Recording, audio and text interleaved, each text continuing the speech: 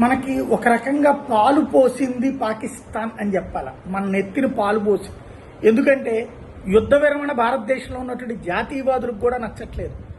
ఒక పరిష్కారం ఏదో ఒకటి ఉండాలి, ఉగ్రవాదానికి సంబంధించిన నాయకులను అరెస్ట్ చేయాలా, లేకపోతే ఉగ్రవాదానికి అంతం చేస్తామని చెప్పి రాసియాలా, ఇట్లాంటిది ఏదో ఒక ఒప్పందం లేకుండా అమెరికా చెప్పిందని చెప్పేసి ఆగిపోతే సరే, పాకిస్తాన్ కంటే అవసరం ఉంది, భయం ఉంది కాబట్టి చేసింది, కానీ మనం ఎందుకు ఆగాలి అన్నటువంటి పాయింట్ తెర మీదకి వస్తుంది.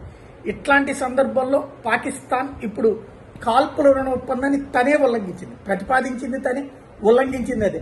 భారత్ మీద మళ్లీ దాడులకు తెగబడింది పాకిస్తాన్.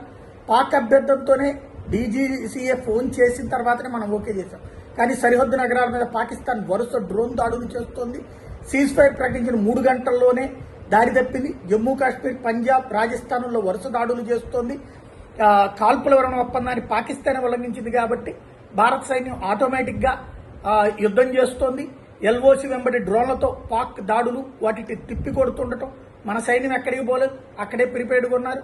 వీళ్ళు అట్లాంటి ఎదవ పనులు ఏవో చేస్తారని ప్రిపేర్డ్గానే ఉన్నారు.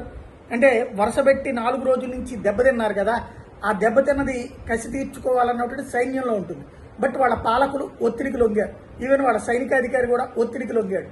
బట్ కింద ఉన్నటువంటి ఆ ఆసిఫ్ మునీర్ అంటే పడనటువంటి వర్గం కంటిన్యూగా దాడులు, అంటే ఇవాళ భారత్ వెనక్కి వెళ్ళిపోతుందేమో, సైలెంట్ అయిపోతుందేమో, ఆ టైంలో చేసేస్తే ఈ 4 రోజుల నుంచి నష్టపోయినటువంటి ఎయిర్ బేసులు, ఆర్మీ బేసులు, అట్లాగే వాళ్ళకి సంబంధించినటువంటి నేవీ బేసులు, వీటికి సంబంధించిన ప్రతీకారం తీర్చుకున్నట్టుంటుందని పఠాన్కోట్, ఉదంపూర్, ఫిరోజ్పూర్, హోషియాపూర్, ఎల్ఓసి అంతటా కూడా ఆ ప్రాంతాల మీదకి దాడులకు తెగబడింది. ఎల్ఓసి అంతటా బ్లాక్అవుట్ ప్రకటించారు, కరెంటు తీసేశారు. అట్ ద సేమ్ టైం ఎక్కడికెక్కడ డ్రోన్ దాడులు తిప్పికొడుతోంది ఆర్మీ. పేలుళ్ల శబ్దాలు వినబడ్డాయని స్వయంగా ముఖ్యమంత్రి ఒమర్ అబ్దుల్లా ప్రకటించాడు. ఓవరాల్ గా చూస్తే యుద్ధం మళ్లీ కొనసాగుతోంది, భారీ శబ్దాలు వినబడుతున్నాయన్నటువంటిది ఒమర్ అబ్దుల్లా ట్వీట్ చేయడంతో ఇది కన్ఫర్మ్ అయిపోయింది.